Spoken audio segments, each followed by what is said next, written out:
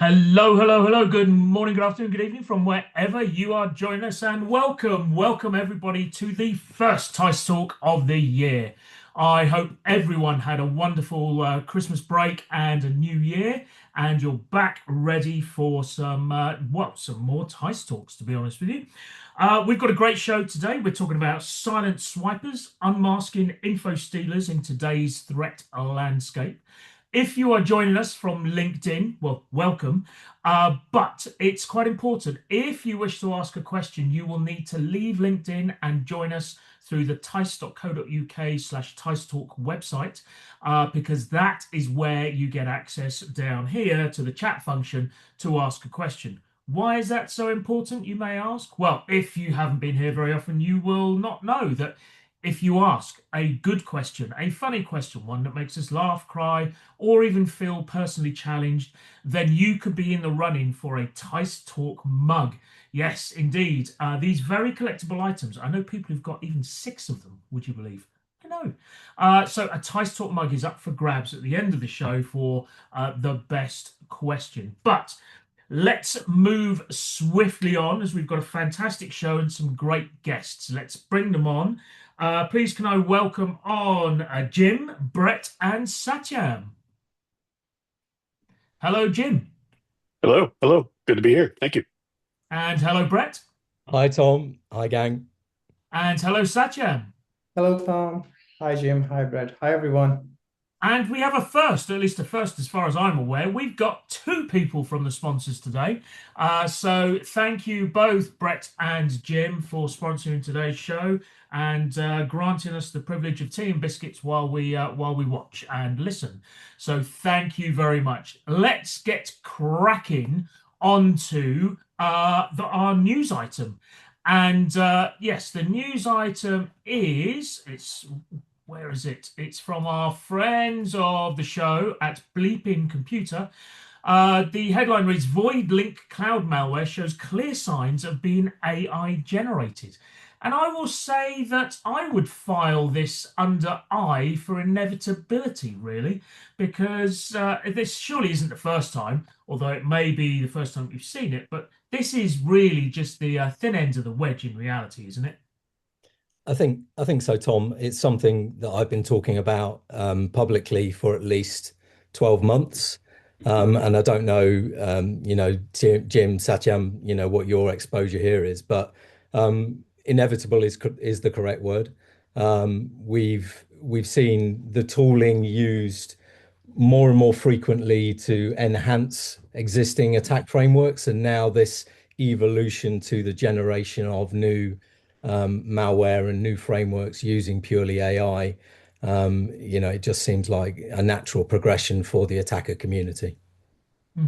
Yeah, absolutely. Yeah, absolutely natural. But we're still not at that like full turnkey point, No. right? So the sky's not falling to the point where the threat actor can just like enter a prompt like give me Python malware that does X, Y, Z, and it spits it out and it works functionally correct, and they're good to go. But we are seeing this continuation of piecemeal. Malware generation. So they'll spread the code generation out across different prompts, across different tasks, and they'll end up with a malicious framework or toolkit that does the thing they want. But it's still that Johnny Cash one piece at a time thing, or even like one model or one harness at a time. Like they'll spread it out as much as they need to bypass guardrails, etc. Yeah, That's and in fact, sorry, go on, go on. Yeah. So, I mean, AI is like not a threat by itself. It's been since AI has taken over, there has been like multiple things coming along, and the info stealer is one of the very huge thing and very popular nowadays because attackers are like utilizing AI to build the infrastructure, and such way they have been like distributing it. So, Yeah, and it apparently, according to Checkpoint, it's got and I'm paraphrasing here, but it's got clear signs of vibe coding, right? It's based on there was multiple OPSEC failures from the developer, the Void Links developer, which actually exposed source code, documentation, sprint plans, internal project structure, etc. All the sort of things that you would not expect to see from a inverted commas professionally produced piece of malware. That's right. And I Yeah. think that talks to Jim's point. Sorry, Jim, to cut across you, but I think I think, the sky isn't falling yet, but each iteration that we see the attacking community go through in this Yeah. development, they will tighten up their operational security. They will address these leaks. The press don't help us here by making it public that we found these things.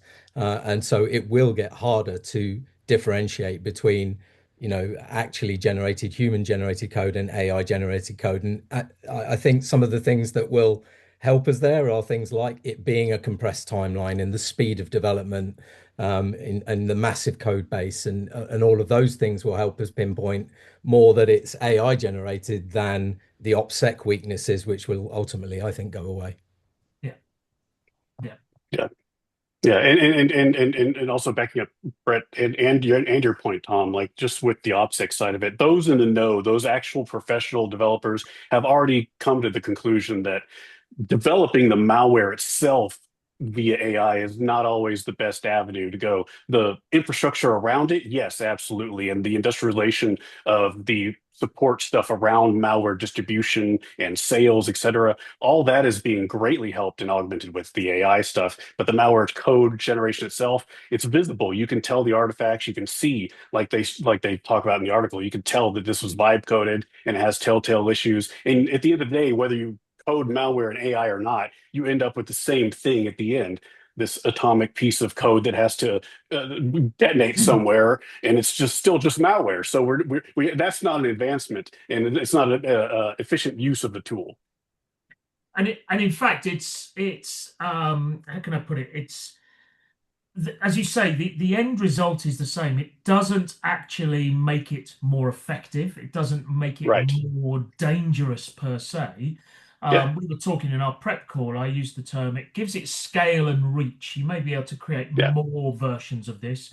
You may be able to create it in multiple languages and previously quite difficult languages like Japanese and Filipino and stuff like that, So it will give you scale and reach, but ultimately, it's the same defenses that we have to put up against it.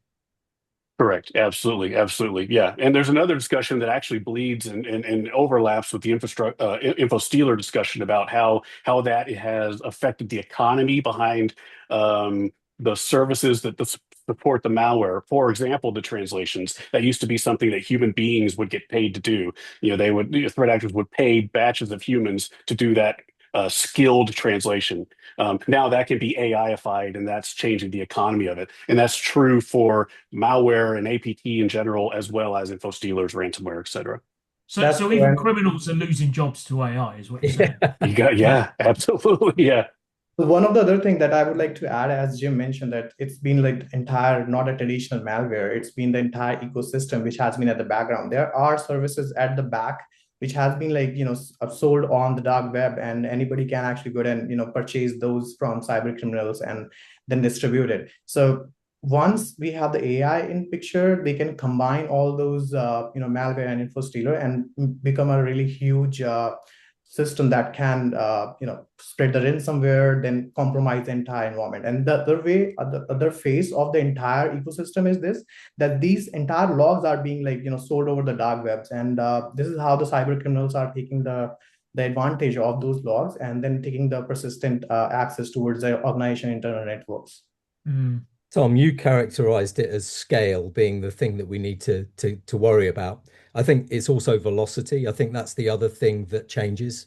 It's not just broadening the attack, it's also increasing the speed of variants of attack that we have. Iteration. Yeah. And the way they are creating the malware, it's designed in such a way it gets executed within seconds and then disappear from your process. As soon as it gets downloaded, executed, you won't be able to detect it. And once this is done, they would gonna keep all the logs and sell it over the dark web itself. And I guess you're absolutely not only have we got problems with the actual speed at which it executes and disappears, but also the speed of iteration, in the sense that they'll run a campaign, they will monitor it and get results from it in the same way that we might do that with a marketing campaign. How many click-throughs have we got? What's the response rate, etc. But then the automation of the iteration of it, of the updating and the improvement and the A/B testing and all that sort of thing, that's handled by the AI effectively and Yeah. makes it more effective ultimately. Yeah, Yeah, I think just as we do on the good guy side, developing Yeah. software, any software, but also, also defense software, etc. They're doing the same thing that we're doing. Yeah, absolutely. but for me, that we talked about it yesterday, that's the key marker of change here. It's that industrialization and that marrying of AI with automation. We've been automating things since the year dot in IT, from my sysadmin days in Unix. You'd automate your login to make your bash environment, lovely as you logged in and all the right aliases in place. Yeah. Those kinds of automations just make sense to us. But that marrying now of kind of the industrial automation process with generative AI and with agentic AI really, accelerates and empowers that kind of development. And coming back to sort of the news article, the other thing I found of interest was the framework that was developed was a plugin framework. So not also enabling, that AI developer, that single developer to extend his capability, but also enabling anyone else to join in and create those plugins that they want to make that piece of malware their own. And I find that kind of thought process a lot more business-like than we've seen probably in the past. That Truly honor amongst thieves.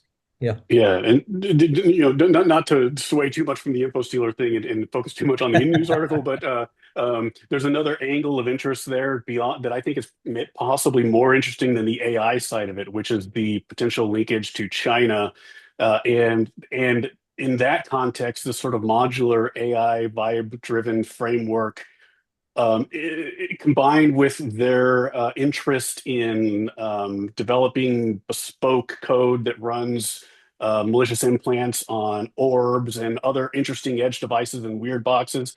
If you can kind of look at void at this malware in that context and potential on where it could go with that sort of sentiment and actor, there's another sort of thought exercise you can take there that's probably more interesting than the AI angle here.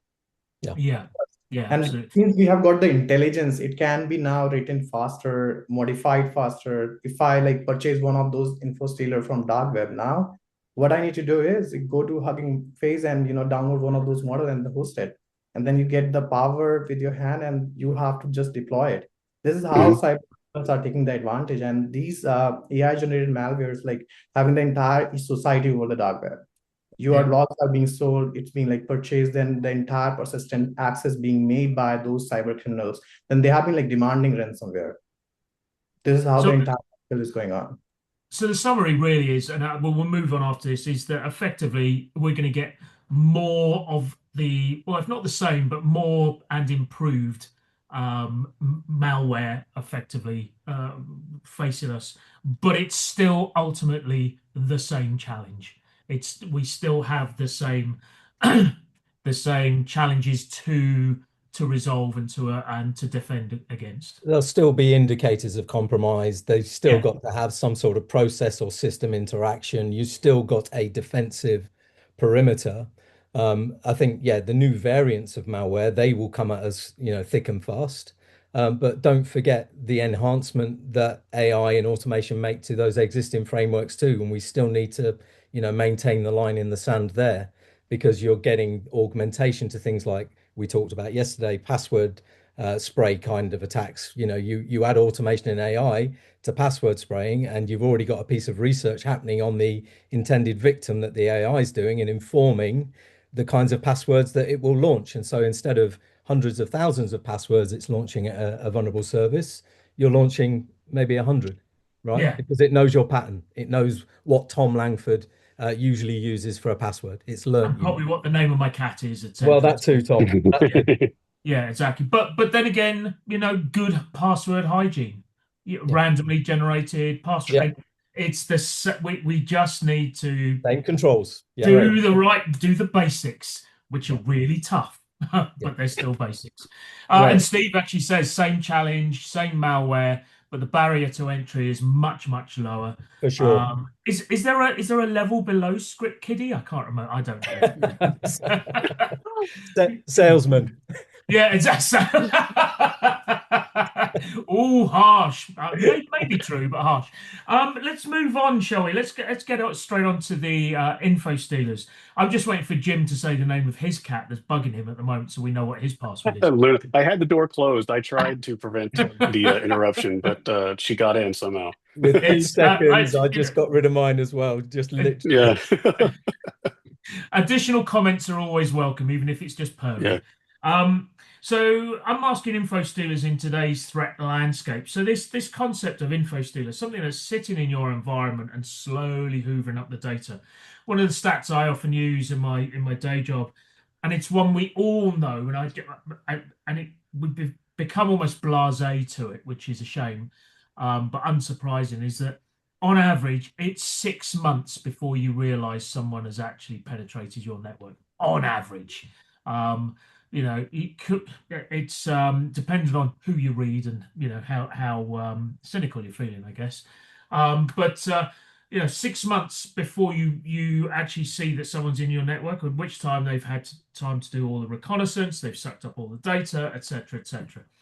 So it's not surprising that these info stealers are such a threat, right?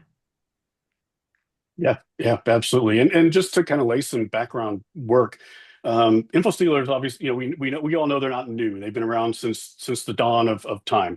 If you go back 10, 15 years, there were info stealers, but they were only targeting certain information and they worked in a certain way. And maybe they were just looking at like, text files with passwords or credit card PIN information in RAM, that kind of thing. Yeah. So, but nowadays, they're a lot faster, a lot more robust, and they're looking for a lot more stuff. And it's in info stealer is a very broad generic term, but most modern sort of Swiss Army knife info stealers are looking for everything you can imagine on your system that would enable an attacker to forward their movement throughout your environment or get or gain access to somewhere else. So they're looking at everything, not just stored passwords or stored credentials, but they're looking at crypto wallets. They're looking at all your clipboard data. They're looking at your session keys. They're looking at active browser cookies, tokens, etc. And they're sucking all that up. And that's how they're able to do things like bypass MFA and all sorts of other things. They can actually replay cookies, replay sessions as you to get through your identity management and get into your environment and start doing what they need to do. And they're looking for all kinds of stuff. And what's really caused them to explode is this automation, not just through AI and Gen AI and agentic stuff in the last year or two, but just general automation, kind of like what Brett was alluding to earlier. All these guys, they kind of work like with an IT mindset nowadays, and they want to automate as much as they can. And so through platforms like Discord and Telegram, all this stuff can be totally automated. So a lot of the most successful info stealers we see, everything is automated from the acquisition of the credentials to the storage of them to the making them available to potential buyers. There are automated systems that make the creds searchable to other Telegram channels if you're a fully automated Telegram bot. So all this stuff, there could be like zero hands on keyboard for the bad guy with these things. And then to Sadyam's point, it's all available to anybody who just wants to go buy the service if they know where to look. So super automation through platforms beyond just AI stuff, and they're exploding. So this sort of attack and this sort of malware is actually kind of the backbone of everything you hear about nowadays in the news, from Yeah. ransomware attacks to huge supply chain attacks, going back to like stuff like Snowflake and Kaseya and all that stuff. It's all kind of starts with info stealers and the sale and harvesting and cropping and distribution of the loot or the logs from those things. And you touched on it just briefly there, Jim, but I think the notion of what a high value target has changed. It used to be about, crypto wallets exclusively and banking, and, more physical cash kind of, stealing the information to access those kinds of systems. I think the premium logs nowadays are more around the access to those SSO providers like Okta and Azure AD. And, you mentioned it. it's stealing the session token, because if you've already authenticated through your single sign-on and they've stolen your session, they replay that through their browser and they're in, Yep. because Yep. the application doesn't care who's logging in, as long as that key has already been enabled, and they're essentially looking to steal the hallway behind the front door because the front door's already open, right? Right. And I think that changes the nature of what a high value target is to these attackers. Right. Yeah, absolutely. You mentioned it's the entire ecosystem infrastructure, which is hybridly, modified as per the requirement using the intelligence. And now since these traditional malwares are nowhere, it's the entirely AI generated and AI intelligent based malwares that we have in-house. So these cyber criminals are, of course, making the hybrid infrastructure extensions and how we are making sure that we are protected, because MFA being bypassed, session being hijacked, and all those things are being processed within milliseconds, and you are not aware that how these data is being sent to those info stealers, because MFA protects your login and not just the maybe the entire session. You need to have the entire policies in house. That's what it comes in, when we talk about BYOD risk. Entirely each and every of those employee needs to go through the trainings, understand how InfoStealer works and how they have been spreading all those things, because this is distributed at scale. And once all those stolen logs are resold over the dark web, initial access are being gained by the cyber criminals, and they have been working through the automations, having the hybrid model, multiple APIs, Telegram, and all those things as Jim mentioned. So everything is being within an ecosystem, and it's an entire market. So I can go ahead and over the dark web and maybe check on and get us info stealer on $100 and maybe just modify it as per the requirement. This is hybridly AI is being utilized, and the info stealers are being targeted and modified by the cyber criminals to distribute it further. I mean, it seems to me that the crisis comms people are going to have to rewrite their playbooks, because no financial data was stolen is now no longer the confidence boost that people want to hear. It's like no session data was stolen, right? Something like that. It's no identity or changed access paradigm. information was stolen, right? Yeah. Sorry, say that again, please. I said no identity or access information was stolen, right? Yeah, that's right. And in fact, Stephen has come up with a question here. How should teams rethink their identity perimeter if a valid session can be bought on the dark web market for £10? £10 is a bit expensive. Sometimes they're free. not to doom and gloom things, but I'm just saying, doesn't even have to be £10 sometimes. But yeah, it's there's a lot to think about from the defense side.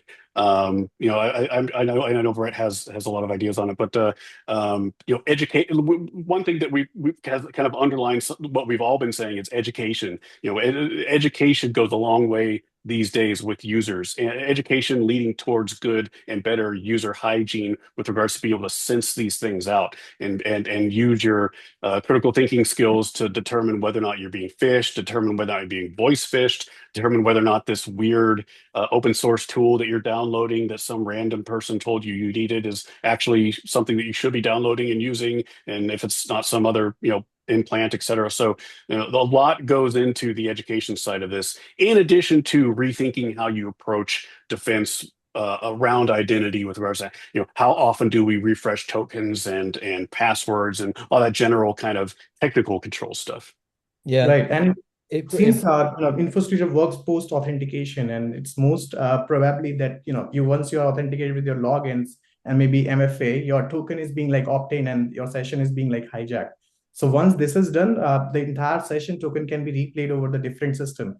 And your MFA, your SSO, or maybe the zero trust that we have, if it is not properly configured, it can be bypassed, and InfoStealer can actually obtain the entire persistent session to maybe the CRM, or maybe any internal access or any of the VPN that you have.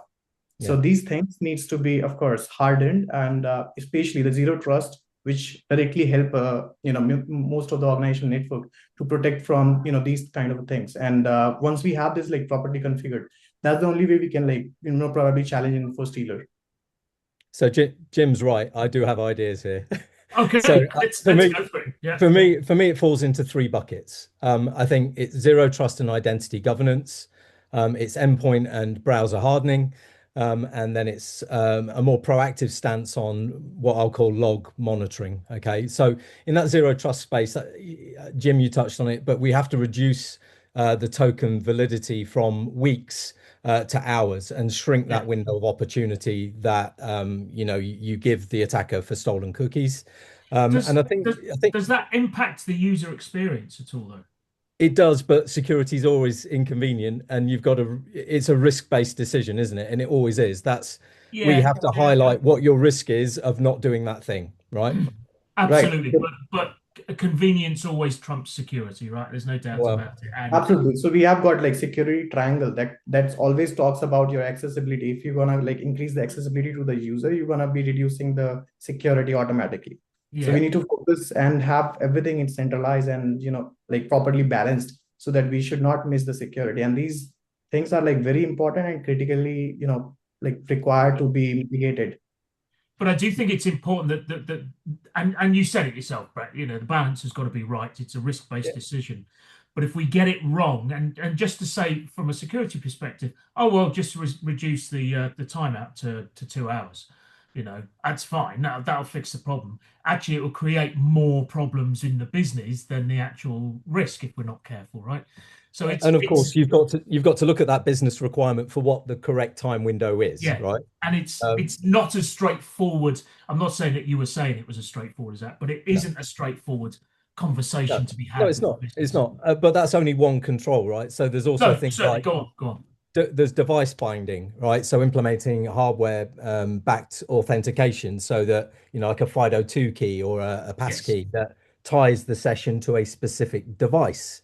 And then in that hardening piece, you've got to eliminate local admin because most info stealers rely on that local admin to do the stealing that they do. And you can also implement things like browser isolation in a VDI type environment so that if you're doing things which are high risk, and you need to have a longer session, Yeah. then you can do it in a VDI environment to help isolate that. And when I'm talking about log monitoring, I'm about subscribing to those dark web monitoring services that will tell you immediately when your corporate domain appears in Stealer logs, right? Yeah. And so you can be a lot more proactive around those credentials before they even make their way to the initial access brokers, right? That are going to be, selling that credential information on.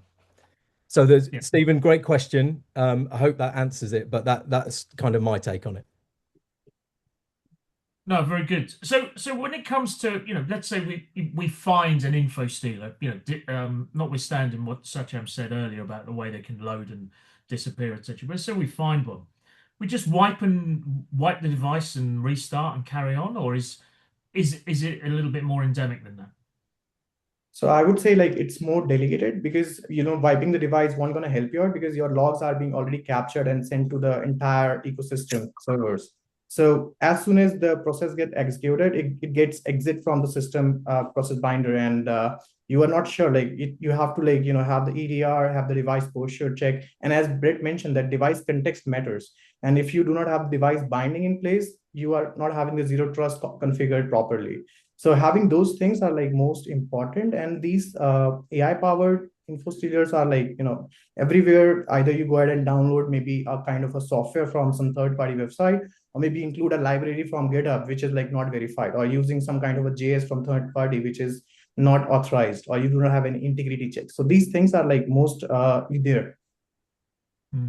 Tatiana, Yeah. I couldn't agree more. I think you'll notice I talk in threes. There are three things I do. I think you first of all have to invalidate all the active sessions, so force a global sign out from your IDP, whether it's Okta or Enter ID. I think you then have to reset all of your stored credentials. Every password that is saved in that browser needs to be changed, and that's an inconvenience, but it needs to be done.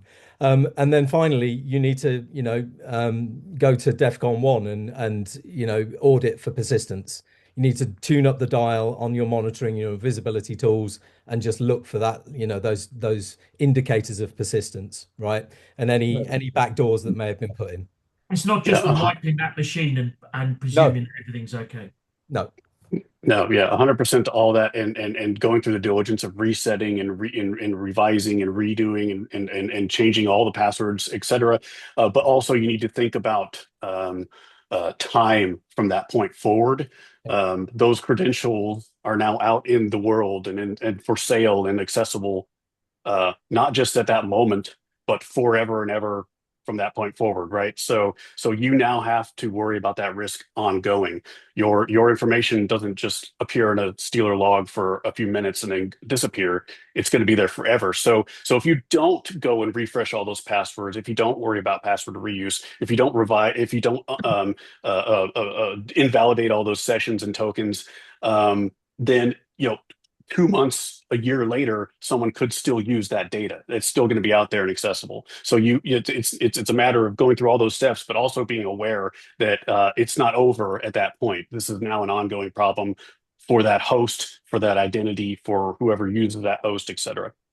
Yeah. And even if you do all of those things, the attacker has still got value out of that attack. Because Yeah. remember what I said earlier, they've learnt the patterns of a number of those users' passwords, and the Yeah. pattern itself is valuable data that can train a model later on in an attack.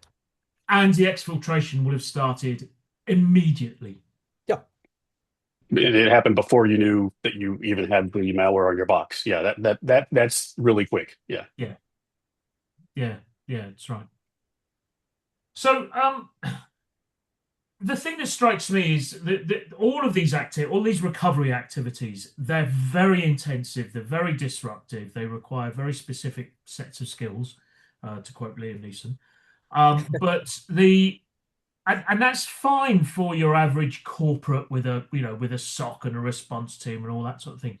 The average SMB, the smaller companies, this is going to be a massive challenge to even recognize that it was there in the first place, and two, to then do something about it.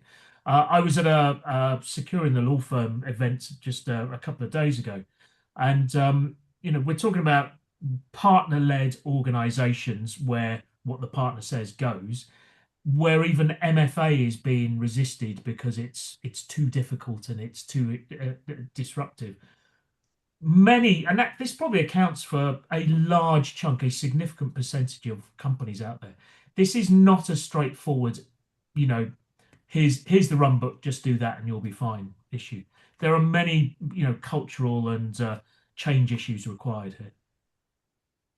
Yeah, I mean that's true for malware in general. But again, Sure. as Brett keeps saying, it's a risk-based decision. You have to do what you have to do in the context of the current threat landscape. And just to kind of jump on the question from Maxim, Yeah. um, one quick just while I'm reading that question, one quick thing that points to mind, in addition to all the technical controls and education stuff that we keep talking about, or that we have discussed so far, is the network layer that you mentioned, right? So we talk, and several of us have alluded to this automation and these platforms and how they're automating the exfiltration and the sale and the distribution of the data that they suck off your machines, right? So well, oftentimes that's done through a certain platform, and the most common platforms for that are generally Discord and Telegram, and then sometimes you'll see them sucking stuff out to like a Tor site, Onion, whatever. But generally, you'll see like a Discord webhook call or some weird call to a Telegram channel or bot. So those are some networky things that you can kind of look at. So there are indicators that are very clear and obvious when this stuff is happening outside of the malware that's executing on the box and the CPU cycles that it's doing to create the archives and all that fun stuff. So network layer is a great area to look in for sure. And this is an even bigger challenge when we're talking about, and I'm going to bring up law firms again, where there's now a lot of, home office environments, bring your own device, etc. Even if, what kind of challenge is that bringing, even if they're not VPN'd into your local environment? So I would say like MFA and all those VPNs that we have in place, like all those zero trust configuration, they works once you have the credentials, you have all those login. But let's say once there is a authentication done, you have the info stealer coming in and it's like updating all the session IDs, and all the info stealers, target all the session, all the cookies, and all the JWT tokens that you have within your application, or maybe zero trust, or any of the authentication mechanism. So the thing that is here, like most of the people get confused, like what to do, how to avoid, and what is the core of mitigating all these things. So MFA is like working in the way it is designed to. It just, we need to follow the traditional policies like rotating the passwords, because the passwords are like available on the internet, and mostly the dark web engines are like storing all those logs and exposing the passwords. Even there are services over the Google that you can probably see and utilize to maybe check whether your password was compromised or not in any of the third party breaches.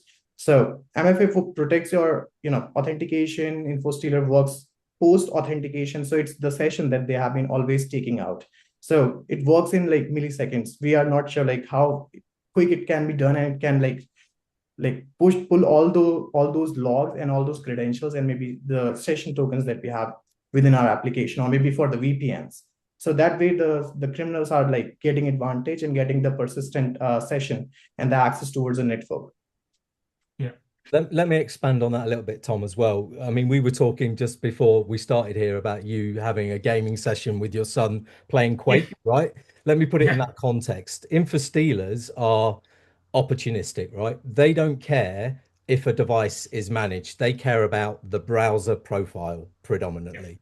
So if Tom goes home and syncs his Chrome profile or logs into the corporate single sign-on on a home laptop to just check one thing quick, well, those session cookies are now sitting in that low security environment. And then a single infection on your son's gaming laptop, downloaded via a game crack that he needs for his game, that then harvests your corporate session tokens. And because those session tokens allow access to the SaaS apps like Salesforce or GitHub or Enter ID, whatever it be, from any IP by default, then the attacker has now a direct path into your cloud environment without ever touching your VPN. That's a key thing, Brett. And what I like agree on, like once the device is compromised, is the entire access to the email or maybe cloud consoles, or maybe any of the SaaS platform that we have already within our autofills, or maybe the histories. And there are extensions that gets downloaded automatically to your Chrome. And as soon as you have any of those profiles like coming into your browser, it gets downloaded, and maybe there could be an infected extension that you might gonna install in your laptop, like by synchronizing those profiles. So what happens at the background, like no VPN is like required, no corporate access required. They just require the session to get inside, and they have been like obtaining those sessions and cookies to get into your SaaS platforms or maybe any of those consoles. And I'm just coming back. Sorry, I'm just coming back to Maxim's question, which Jim answered partially. The most effective place is on execution. So when it lands on the surface, that's the most effective place to stop an info stealer. When we see that first initial indicator of compromise, it gets killed then. Right. Okay. Good. Well, we're drawing to an end here. So what I'm going to do is I'm going to go around all three of you, and the question I like to ask is, what should our audience do when they get to their desks tomorrow? And we've got a pretty broad audience, ranging from SMBs to corporates and enterprises. What should they do when it comes to info stealers? What's the core piece of advice? Sachin, I'm going to go with you first. So the future of defense is, of course, zero trust, but you have to like harden the entire zero trust environment, like having all the context, device posture check, even though the configuration of your browser, how you are making sure that none of those extensions or any of those files get downloaded. So info stealer has became such a huge problem because of the modern architecture and AI being like utilized. So until we are covering our identity, making sure that each and everything that we have is zero trusted, and then we have browser activities being monitored and the entire session lifecycle, making sure that all your critical dashboards or maybe the access that you have at a short-lived token means reduce the session duration to maybe like 15 minutes. So as an example, we are under like SOX. So we have our policies to set like 20 minutes authentication. And once those duration is completed, the user will gonna get automatically logged out. Yeah, I remember when zero trust was well considered a journey, not a destination. I think we've actually reached the destination now of we really absolutely need to be doing this. Brett, let me go to you. Well, I think I know what Jim's going to say, so I'll steer clear of his topics. But for me, I've talked about passwords. Don't use stupid passwords. Make them Yeah. long, make them have an idea or use a password generator. Please don't make them predictable. Don't make them patterned. Don't same word plus one. That kind of stuff. It just doesn't play, right? And treat the browser session as or the profile, should I say, as sacrosanct. Don't download extensions to it ever. Only stay within your corporate boundary and never share that profile with another device. Yeah. Which of course is made much more difficult when you've got things like Chrome, Yeah, which you log into at home and it says, "Hey, we've also found this profile. Do you want to use this one too?" Tom, you said it earlier. Yeah. Convenience trumps Yeah, security. exactly. Exactly.